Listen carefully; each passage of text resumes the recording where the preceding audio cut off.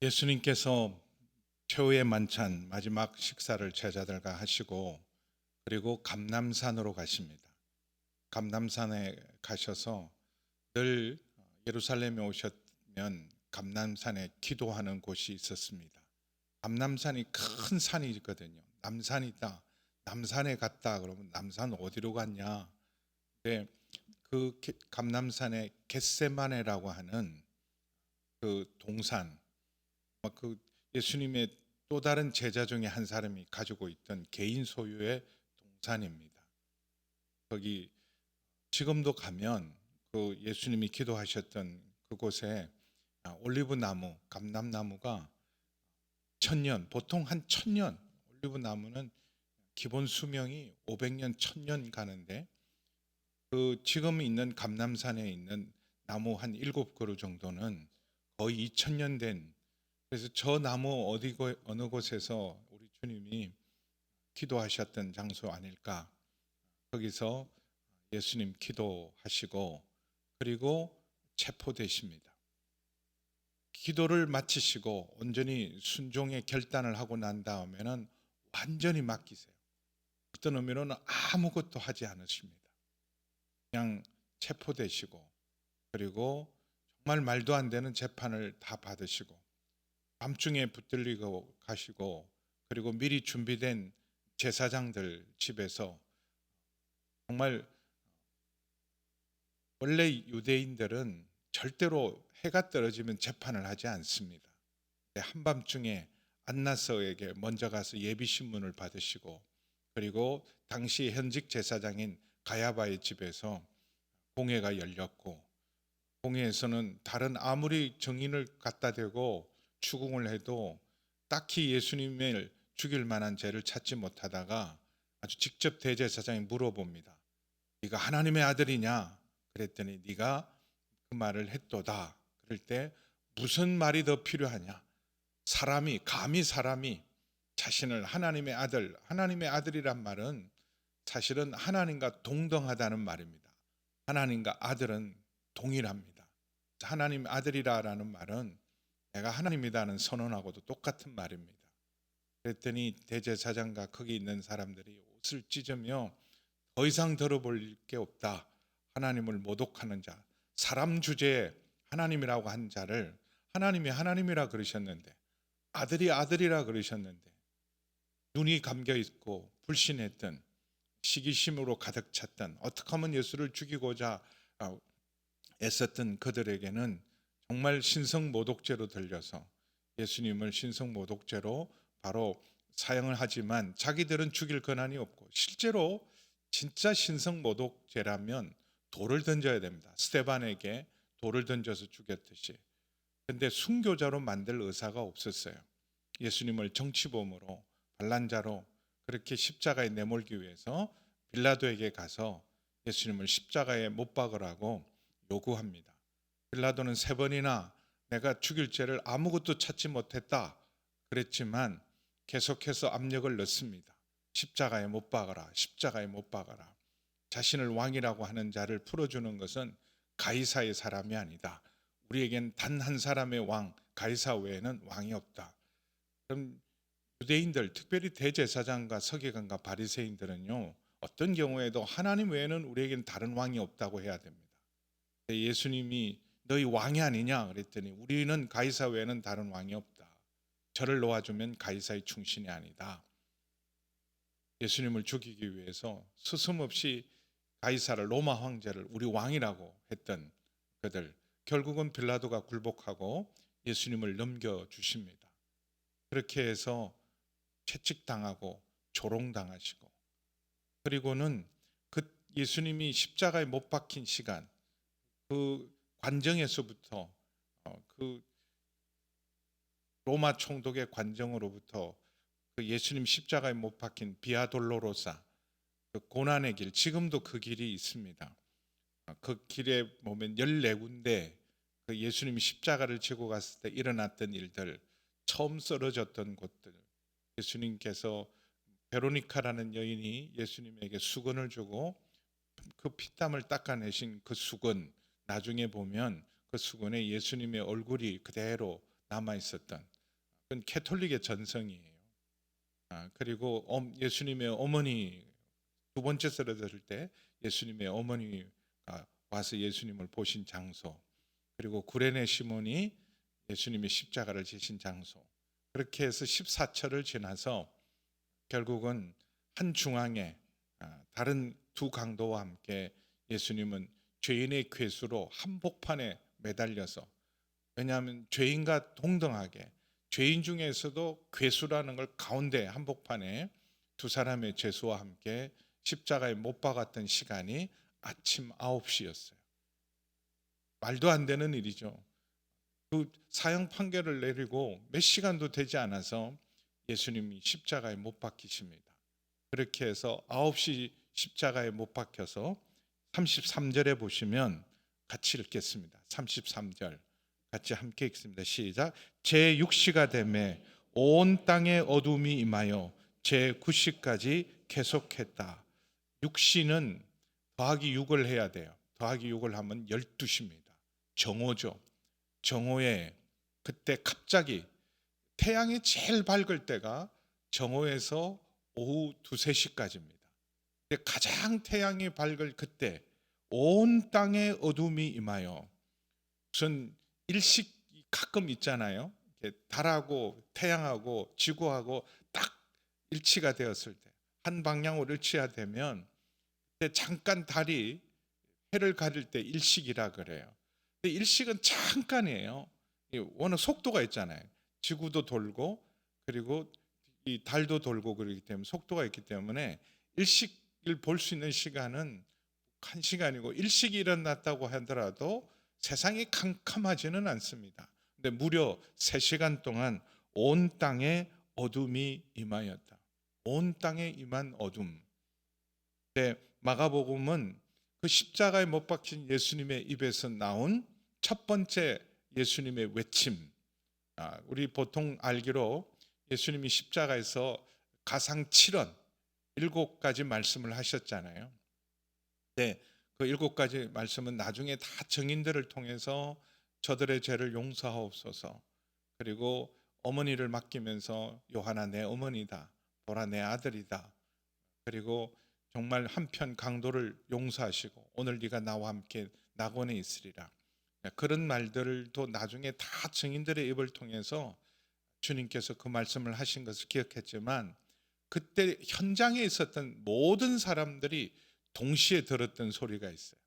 현장에 있었던, 여기 40절 41절에 여자들, 다 모든 제자들은, 예수님의 마지막 제자 요한 외에는 다 베드로조차도 이미 멀리 예수님을 부인하고 도망간 상태고, 제자들도 다 흩어져 버리고 유일하게 십자가 끝까지 따라간 제자가 요한이었어요.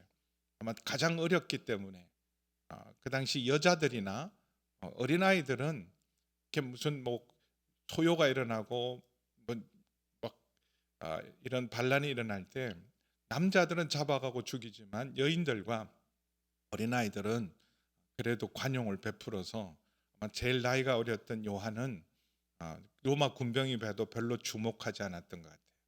어쨌든 요한과 이 여인들, 갈릴리로부터 주님을 사랑해서 3년 반 동안 예수님을 섬겼던 여제자들이죠. 남자들은 다 도망가고 여제자들이 들었는데, 그때 그 형을 집행하던 로마 군인들, 백부장과 주변에 있던 사람이 다 들었던 말씀이 있습니다. 바로 오늘 우리 찬양대가 찬양했던 엘리 엘리 나마 사박다니, 이게 가장 십자가에서 예수님이 외친 대표적인, 도대체 예수님이 십자가에 못 박히셨을 때 어떻게 하셨냐, 무슨 말을 하셨냐, 이 사람은 이 말하고 저 사람은 저 말하지만, 그런데 이구동성으로 모두가, 제자들뿐만 아니라 현장에 있었던 유대인들, 예수님을 음모로 죽이려고 했던 자들, 로마 군병들까지 이구동성으로 동일하게 증언한 말이 있어요. 그때 그 현장에서 예수님이 하신 말 우리가 똑똑히 기억하는데, 바로 이 엘리 엘리 나마 사박다니, 이 소리를 지를 때 크게 소리를 지르셨다. 3시에 돌아가시거든요. 돌아가시기 직전에 크게 예수께서 크게 소리를 지르시되 모든 물과 피를 다 쏟으시고 온몸에 진액이 하나도 없으면, 우리 정말 피곤하고 힘들면 뭐라 그래요? 딱 건드리지 마라. 말할 기운도 없다. 말할 기운도 없다. 나중에 뭐 유언을 남기고 죽어야지. 유언 남길 기운이 없어요. 뭐라고 말을 하고 싶은데도 말할 기운이 없습니다. 그래서 기운이 지나요 죽는 거예요. 숨이 점점 잦아들고 호흡이 사라지며 기운이 다 사라질 때, 그때 무슨 말을 하고 싶어도 유언을 남기고 싶어도 남길 수가 없습니다. 근데 예수님 3시에 운명하시는데, 운명하실 때 크게 소리를 지르면서 모든 사람이, 그래서 어떤 사람은 엘리야를 부른다. 지금 엘리야가 와서 자기를 도와달라고. 유대 전성 중에 엘리야가 죽음을 보지 않고 승천하셨기 때문에 하나님을 향해서 정말 간절히 부르짖으면 엘리야가 와서 도와준다, 그런 전성이 있었어요. 그래서 이 엘리 엘리 라마 사박다니, 아람 말로는 엘로이 엘로이 하는 말이나 엘리야 엘리야 이렇게 부르는 말이나, 사람들이 자기 듣고 싶은 대로 들었으니까 듣은 사람들 중에 어떤 사람들은 엘리야를 부른다. 진짜 우리가 내려오는 전성처럼 저렇게 정말 마지막 죽어가면서 부르짖으면 엘리야가 와서 도와주는지, 그래서 조금이라도 36절에 보면 그렇게 외치는 주님께 신포도주를 적셔서 갈대교에 마시게 한 것은 무슨 목마르기 때문에 목마름을 해결해 주려고 하신 게 아니에요. 정신 차리라고. 엘리야를 부르니까 이를 가만두라. 엘리야가 와서 그를 내려주도록, 아직 죽게 하면 안 되니까 정신을 깨워서 계속 부르게 하자. 어떤 의미로는 죽어가는 예수님을 향해 얼마나 잔인합니까? 진짜 엘리야를 부르면 도와주는, 한번 보자. 그러고 있는데, 이 엘리 엘리 라마 사박다니의 뜻은 나의 하나님 나의 하나님 어찌하여 나를 버리셨나이까. 나의 하나님 나의 하나님 어찌하여 나를 버리셨나이까. 캄캄한 어둠 속에서 예수님의 소리만, 아무것도 보이지 않을 때, 여러분 캄캄한 어둠이 있을 때 사람들도 얼마나 갑자기 두려웠겠어요. 아무것, 한낮에 캄캄한, 태양의 빛을 다 잃어버리고 캄캄한 어둠이 왔을 때, 그 정막 속에서 유일하게 큰 소리로 엘리 엘리 나마 사박다니, 하나님 하나님 어찌하여 나를 버리셨나이까. 이게 십자가의 가장 큰 심판이에요. 우리는 죄를 짓고 살고 죄 가운데 살지만 죄가 얼마나 무서운지를 잘 모릅니다. 죄가 얼마나 심각한지를 잘 몰라요. 그럼 우리가 음식을 먹을 때 요새 뭐 전 일본 뭐 후쿠시마 뭐 방사능 유출, 뭐 후쿠시마산 어쩌고 저쩌고, 그 방사능이 진짜 쏟아지고 그 오염된 거 먹으면 큰일 나죠. 그런데 그보다 더 심각한 게 있습니다. 우리는 음식은 뭐 조금이라도 상한 음식, 조금이라도 잘못된 건 뭐 안 먹으려고 그러고 좋은 음식 먹으려고 그러잖아요. 근데 죄가 얼마나 무서운지는 몰라요. 상한 음식 안 먹고 잘못된 음식 안 먹는데, 죄가 진짜 무서운 줄 알면 죄를 안 짓습니다. 근데 왜 죄를 겁없이 짓고 그렇게 죄 짓는데 우리가 아무 주저함이 없냐 하면, 죄가 얼마나 심각한지를 몰라서 그래요. 죄가 얼마나 무서운지를 몰라서 그래요. 죄값이 얼마나 큰지를 몰라서 그래요. 죄를 하나님이 얼마나 싫어하는지를 몰라서 그래요. 죄에 대한 하나님의 진노가 얼마나 큰지를 모르니까 우리가 함부로 죄를 짓고, 쉽게 죄를 짓고, 죄를 짓고도 회개할 줄을 모릅니다. 죄가 주는 잠시의 즐거움, 죄로 말미암아 잠깐 얻는 불이한 이익, 은밀히 즐기는 즐거움, 그것 때문에 그냥 겁없이 죄를 지어요.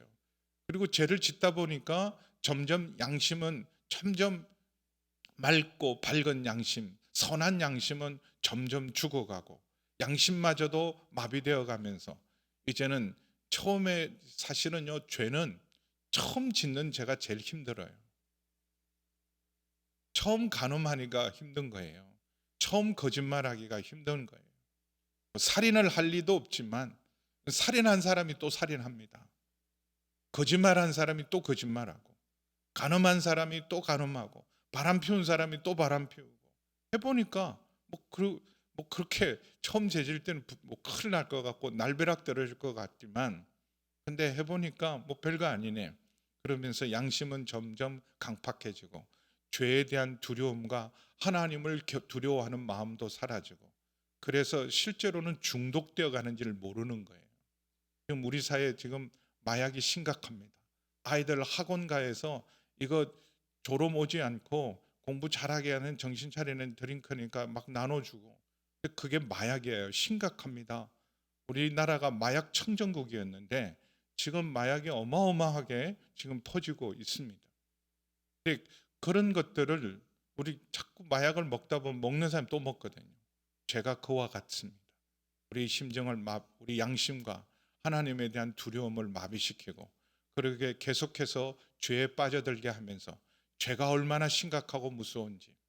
여러분, 죄값은 사망입니다. 근데 사망은 그냥 우리 육신의 죽음을 성경은 사망이라고 말하지 않습니다. 선악과를 먹으면 반드시 죽으리라 먹었는데 안 죽어요. 아니 먹어도 안 죽잖아.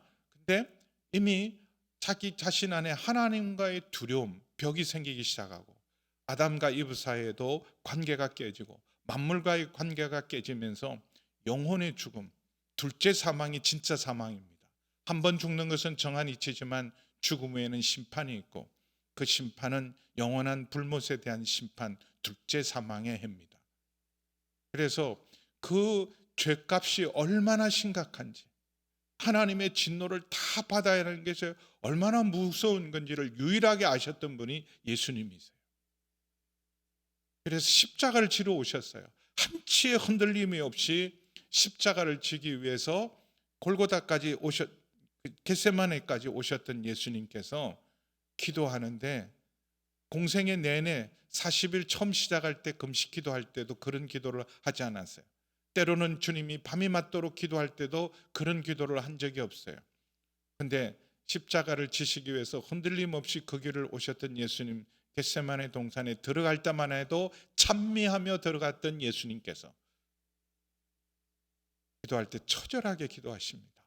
한 방울이 핏방울이 되도록 할 수만 있다면 이 잔을 옮기기를 원합니다. 그 우리를 위해 대신 마셔야 될 하나님의 그 진노의 잔, 우리가 우리 모든 죄에 대한 죄값에 대한 그 잔을 예수님 한 방울도 남김없이 다 마셔야 했는데, 그건 하나님의 아들이신 예수님도 육신을 지고 계시기에는 감당하기 어려우셨어요. 그래서 우리 십자가 생각하면 얼마나 아프실까, 얼마나 좀 힘드셨을까. 그래서 주로 못 박히시고 채찍에 맞으시고 그런 육신의 고통에만 집중합니다. 생각만 해도 끔찍하죠. 십자가를 생각만 해도 채찍, 그리고 못소리, 창자국, 그 타는 목마름, 그리고 정말 호흡이 불가능할 만큼 가쁜 호흡을, 찢어지는 고통을 앓고 겨우 몸을 올렸을 때, 그때는 온 등짝이 떨어져 나가고 온몸의 신경이 다시 모든 통증이 밀려오지만 한 모금의 숨을 쉬기 위해서도 그렇게 고통스러웠지만, 십자가는 육신의 고통에 집중하지 않습니다. 영화 같은 걸 보면, 패션 오브 크라이스트 보면 너무 예수님의 육체의 고난에 집중했지만, 성경을 읽어보시면 예수님이 십자가에서 겪으셨던 육신의 고난에 대해서는 거의 언급이 없습니다. 유일하게 예수님의 육신에 대한 고난을 표현한 말씀이 있다면 목마르다, 그거밖에 없었어요. 근데 그러면 이거 뭡니까? 엘리 엘리 라마 사박단이라는 말은 하나님 어찌하여 나를 버리셨습니까? 3시간 동안 임했던 그 캄캄한 어둠은 하나님의 진노였습니다. 자기 아들을 거절하고 불순종한 세상에 대한 하나님의 진노이기도 하지만, 이제 모든 인류의 죄값을 지신 예수님께를 향한 이제 죄에 대한 하나님의 진노의 표현이 바로 캄캄한 어둠이었습니다. 그래서 그 하나님과의 완전한 단절, 단 한 번도 태초부터 예수님 공생의 기간 동안 단 한 번도 끊어져 본 적이 없는 하나님과의 단절을 그때 3시간 동안 무섭게 경험하고 하나님의 진노를 다 받으셨던 자리, 십자가는 모든 인류의 죄를 향한 하나님의 진노가 한 자리에 꽝 떨어진 자리가 바로 십자가입니다. 그 순간 예수님은 엘리 엘리 나와 사박다니, 예수님은 단 한 번도 공생의 기간 동안 하나님을 하나님이라고 부르신 적이 없습니다. 공적 관계로 부른 적이 없습니다. 언제나 아바 아버지셨어요. 내 아버지요, 아버지, 아버지, 아빠라고 부르셨던 예수님께서 이 순간만은 아버지와 아들과의 관계가 아니라 죄는 반드시 심판하셔야 될 거룩하신 하나님과 인간의 모든 죄를 대속하고 대신 담당한 우리의 모든 죄를 지신 인류를 대표하신 죄를 짊어진 자리였기 때문에 그때는 아버지와 아들이 아니라 하나님, 그럼에도 소망이 있습니다. 나의 하나님, 나의 하나님, 어찌하여 나를 버리십니까? 사실 이것은 예수님이 처음으로 고백했던 것이 아니라 다윗도 고백했던 말이고, 그리고 이스라엘 백성이 역사의 고난 가운데, 개인의 환난 가운데 하나님을 향해 부르짖었던 기도요 찬송이었습니다. 시편 22편. 우리는 시편 23편은 기억을 잘해요. 시편 23편은 여호와는 나의 목자시니 내가 부족함이 없으리로다. 그런데 그 시편 23편에 어떤 의미로 시편 23편은 부활장입니다. 부활에 이르기 위해서는 22장 십자가, 시편 22편은 십자가의 기도, 십자가의 노래입니다. 하나님 하나님 어찌하여 나를 버리셨습니까? 시편 22편에 원래 다윗이 처음으로 이렇게 그의 고난 중에 이렇게 외칩니다. 내 하나님 내 하나님이 어찌하여 나를 버리십니까?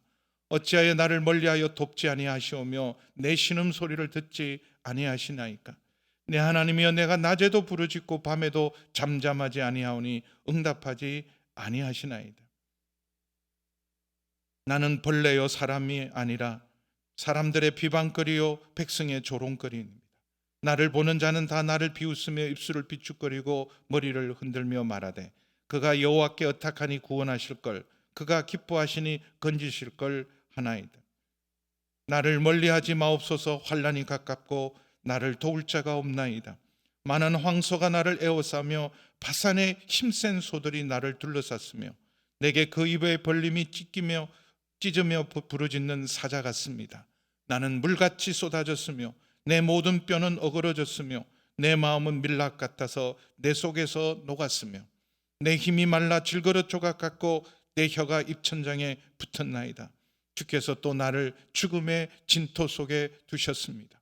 개들이 나를 에워쌌으며 악한 무리가 나를 둘러 내 수족을 찔렀습니다. 내가 내 모든 뼈를 셀 수 있나이다. 그들이 나를 주목하여 보고 내 겉옷을 나누며 속옷을 제비 뽑나이다. 여호와여 멀리하지 마옵소서. 나의 힘이시여 속히 나를 도와주옵소서. 시편 22편의 기도죠. 이 기도의 끝에는 이렇게 고백합니다. 하나님 앞에 땅의 모든 끝이 여호와를 기억하고 돌아오며 모든 나라가 모든 족속이 주의 앞에 예배할 것입니다. 내가 이렇게 모든 죄를 대속하지만 이 값을 치르고 나면 땅의 모든 것이 여호와를 기억하고 모든 나라 족속이 주 앞에 나오면 나라는 여호와의 것이요 여호와는 모든 나라의 주제이십니다. 그래서 시편 23편 여호와는 나의 목자시니 내가 부족함이 없습니다. 그렇게 고백할 수 있는 것은 시편 22편의 그 고난, 그 정말 그 환난을 다 통과했을 때 비로소 우리는 시편 22편의 승리의 찬양 그리고 부활의 노래를 할 수 있습니다. 우리의 모든 죄값을 다 치르는 자리, 하나님의 진노를 한 몸에 받으셔야 됐던 예수님, 겟세마네 동산에서 왜 그렇게 땀방울이 핏방울이 되도록 기도하셔야 했던지를 그럼 성경의 증인들이 그리고 마태와 누가와 마가와 요한이 우리에게 전해줍니다. 그 자리는 우리가 받아야 될 하나님의 진노, 죄값을 다 다 받으신 자리. 그래서 분리하지 못해 할 수 없었던 예수님과 하나님과의 온전한 단절을 경험했던 자리, 지옥을 경험했던 자리이기에 이렇게 외칩니다. 그리고는 37절에 큰 소리를 지르시고 숨지십니다. 마지막 숨지실 때 기운이 다 해서 어떤 의미로는요, 아직 힘이 남아 있으셨어요. 기운이 다 해서 돌아가신 것이 아니라 자기 자신을 온전히 버리시는 순간입니다. 큰 소리로, 마지막 모든 힘을 모아서 큰 소리로. 근데 우리 예수 산소망 찬양할 때 사망이 무너졌도다, 그 큰 소리 앞에 여러분, 사탄의 머리가 깨지고 사망이 무너지고 사망 권세가 깨어지고 성소의 휘장이 위에서부터 아래로 갈라지고 죽은 자들이 무덤에서 살아난 놀라운 일이 있었던 건, 이 큰 소리는 패배자의 소리가 아닙니다. 다 이루신 주님의 승리의 함성이셨어요. 승리의 함성. 그래서 사망 권세와 사단의 권세를 향해서 큰 소리로 선포하시고 사망을 무너뜨리시고 우리의 모든 죄값을 다 치르시고 다 이루신 자리. 그러면서 성소의 휘장이 하나님의 방과 제사장의 방, 성소와 지성소를 분리했던 바로 그 휘장, 그 휘장으로는 누구도 들어갈 수 없습니다. 그 휘장을 지나 지성소에 들어갈 수 있는 사람은 단 한 사람, 대제사장밖에 없었어요. 제사장들도 못 들어가고 레위 사람도 못 들어가고, 유일하게 그 휘장을 지나 하나님의 방 지성소로 들어갈 수 있는 유일한 사람은 대제사장인데, 그것도 대제사장이라고 아무 때나 마음대로 들어가는 것이 아니라 1년에 단 한 번 7월 10일 대속죄일에 유일하게 들어갑니다. 모든 백성의 죄를 대속하기 위해서 한 해 동안 모든 죄를 다 대속하는 자리. 그때 들어갈 때도 제사장은 먼저 자기 죄를 철저하게 회개하고 자기 죄를 철저하게 먼저 대속하고야 들어가고, 만약에 제사장이 합당하지 않거나 자기 죄를 제대로 대속하지 않고 들어가면 대제사장도 살아나올 수 없는 자리가 바로 휘장을 지나 지성소로 나아가는 길입니다. 근데 그 성소의 휘장이 위에서부터 아래로 손바닥 두께만한 엄청난 카펫 같은 것이 위에서부터 아래로 찢어졌어요. 2.5m에 가까운 여러분 그 카펫 같은 휘장을 사람의 손으로는 찢을 수 없습니다. 하나님이 찢어 놓으셨어요. 큰 소리로 외치면서 승리를 선포할 때, 사망에 대해서, 죄의 권세에 대해서, 사단의 권세에 대해서 승리를 선포할 때 하나님과 우리 사이에 가로막혀 있던 휘장이 찢어지고 하나님 앞에 나아갈 수 있는 새롭고 산 길이 열렸습니다. 히브리서 10장 19절 20절 말씀을 보겠습니다. 같이 읽습니다. 시작. 그러므로 형제들아, 우리가 예수의 피를 힘입어 성소에 들어갈 담력을 얻었나니 그 길은 우리를 위하여 휘장 가운데 열어놓으신 새로운 살 길이요 휘장은 그의 육체니라. 새롭고 살 길이 열려서 이제는 예수님의 이름, 예수님의 피를 힘입어 은혜의 보좌 앞에, 더 이상 심판의 보좌가 아니라 은혜의 보좌 앞에 누구든지 담대히 나갈 수 있습니다. 예수님이 그래서 내가 곧 길이요 진리요 생명이다. 생명의 길, 진리의 길, 하나님께 나아가는 유일한 길, 새롭고 산 길을 열어놓으시면서 휘장이 위에서부터 아래로 찢어졌어요. 또 한편으로는 성전 시대의 마감이죠. 여러분, 휘장이 찢어진 성전은 더 이상 기능할 수 없었어요. 휘장이 찢어지면 지성소로 나갈 수도 있고 지성소의 영광도 떠나간 거예요.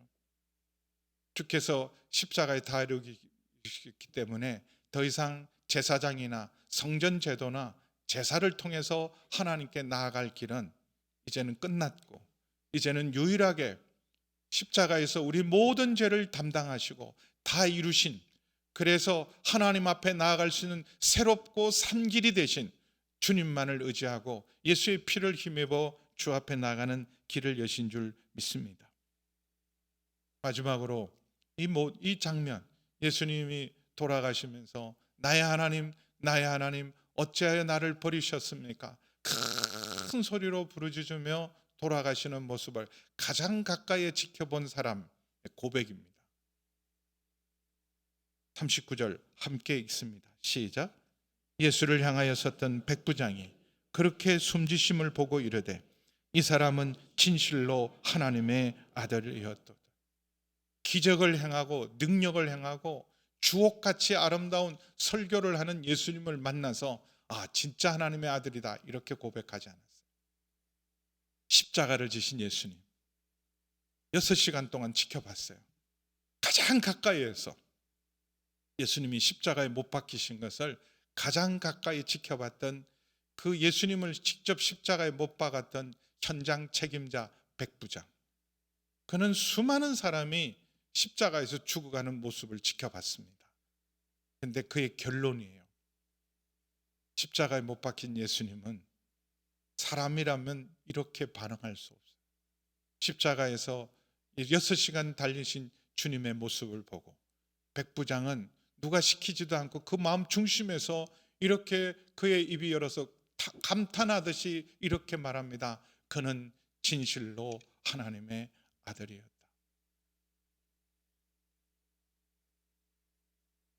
마가복음 1장 1절에 이렇게 시작합니다. 하나님의 아들 예수 그리스도의 복음의 시작이다. 1절을 시작하는데 이 하나님의 아들이심을 마가복음은 내내 우리에게 알려줬지만 하나님의 아들이란 이름으로 대제사장은 예수님을 십자가에 못 박고 하나님의 아들이라는 고백을 했음에도 불구하고 다 도망갔음에도 불구하고 그럼 하나님의 아들임을 믿지 않았던 백부장이 십자가에 지신 예수님을 6시간 동안 지켜보고 그의 누가 시키지도 않는데 그의 중심에서 나온 입술의 감탄은 바로 하나님의 아들 예수 그리스도의 복음의 시작을 결론을 내줍니다. 15장이 결론이거든. 이는 진실로 하나님의 아들이었다. 십자가에 못 박히시고 우리의 모든 죄를 담당하신 예수님이야말로 진실로 하나님의 아들이고 우리의 유일한 구원이시고 하나님 앞에 나아갈 새롭고 산 길임을 믿습니다. 이제는 오직 십자가만 자랑하고 우리의 모든 죄를 담당하시고 우리가 받아야 될 진노를 다 담당하신 오직 주님만을 자랑하고 겸손하게 이제는 나도 주님을 따르게 십자가를 지는 것은 어제 말한 발을 씻는 섬김이다. 발을 씻는 겸손이다. 사랑의 종로로 타는 것이 진정 십자가의 의미를 알고 그 길을 따르는 바로 하나님의 사람들의 길인 줄 믿습니다. 기도하시겠습니다.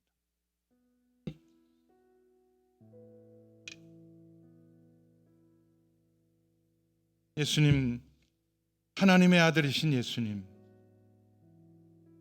우리의 모든 죄값을 다 담당하시고 우리가 받아야 될 죄에 대한 하나님의 진노를 십자가에서 다 받아내셨습니다. 한 방울도 남김없이 죄값을 다 마시셨고 한 방울도 남김없이 하나님의 진노를 다 받아내셨습니다. 엘리 엘리 라마 사박다니, 하나님께 버림받고 모든 하나님의 진노와 죄값을 다 치르셨기에 큰 소리로 사망에 대해서 사단의 권세에 대해서 승리를 선포하시고 우리 믿는 자들에게 하나님께 나아갈 수 있는 새롭고 산 길이 되신 주님, 우리 안에 있는 하나님 아버지 모든 육신과 정욕을 십자가에 못 박게 하여 주옵소서. 세상에 대해서도 십자가에 못 박게 하여 주옵소서. 모든 헛된 자랑을 십자가에 못 박게 하여 주옵소서. 우리의 하나님 아버지 누더기 같은 우리의 의도 십자가에 못 박게 하여 주옵소서. 오직 감사로 오직 믿음으로 십자가만 자랑하게 도와 주시옵소서. 십자가야말로 하나님 앞에 나아갈 수 있는 유일한 새롭고 산 길임을 믿고 십자가 의지하며 살아가는 겸손하고 감사하며 순종의 길을 걷는 저희 모두가 되게 하여 주옵소서. 우리 조용히 한 1분 동안 그 십자가의 그 사랑, 십자가의 그 은혜, 십자가의 그 공로를 의지하며 오직 십자가만 자랑하고 믿음으로 살아가는 저희 모두가 되게 하여 주옵소서. 조용히 십자가 앞으로 나아갑니다.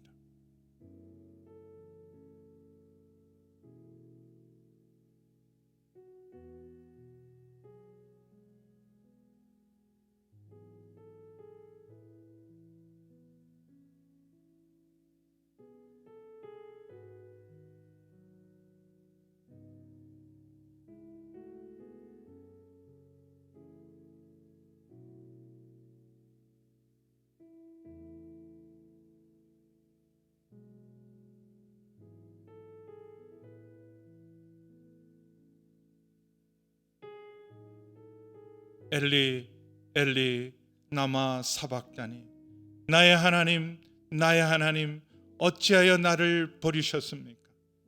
하나님과 동등하시고 하나님과 온전히 하나이셨고 영원한 연합이셨던 주님이 우리의 죄를 담당하시고 우리의 모든 우리가 받아야 될 하나님의 진노를 한 몸에 받으시면서 하나님과 단절되시고 분리되셨던 그 고통, 그 아픔, 그 진노를 한 몸에 받으셔서 우리를 구원하셨기에 예수님의 보혈이, 예수님의 십자가가, 예수님의 이름이 하나님 앞에 나아가는 새롭고 산 길됨을 인하여 감사를 드립니다. 헛된 마음을 내려놓게 도와주시고 우리의 모든 아버지 하나님 육신과 정욕을 십자가에 못 박게 도와주옵시고 우리의 정과 욕도 다 십자가에 못 박고 세상을 사랑하는 마음 세상도 십자가에 못 박게 도와주시고 이제는 오직 주님의 십자가만 자랑하며 의지하며 새롭고 산길 되신 주님만을 따르는 저희 모두가 되게 하여 주옵소서. 최후 승리 얻기까지 주의 십자가 사랑하며 주의 십자가만 자랑하며 십자가의 길을 걷는 저희 모두가 되게 하여 주시옵소서.